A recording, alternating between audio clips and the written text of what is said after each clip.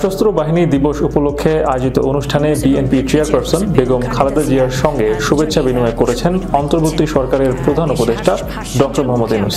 বৃহস্পতিবার বিকেলে সেনানিবাসের সেনাকুঞ্জে সংবর্ধনা অনুষ্ঠানে দুজনই শুভেচ্ছা বিনিময় করেন। এরপর কয়েক মিনিট আলাপচারিতায় দেখা যায় তাদের। এর আগে অনুষ্ঠানে বক্তব্য দেওয়ায় 3 বারের প্রধানমন্ত্রী খালেদা জিয়াকে সেনাকুঞ্জে পেয়ে আনন্দের কথা জানিয়েছেন প্রধান উপদেষ্টা।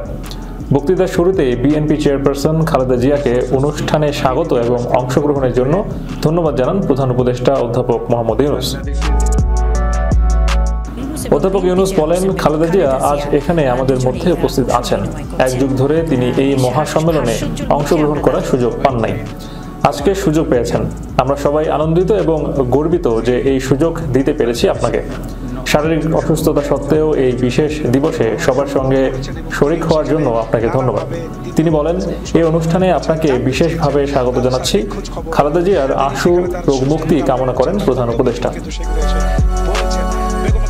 সেনাকুঞ্জের এই সংবর্ধনা অনুষ্ঠানে যোগ দেওয়ার মধ্য দিয়ে 6 বছর পর খালেদা জিয়ার কোনো প্রকাশ্য অনুষ্ঠানে সশরীরে অংশ নিচ্ছেন।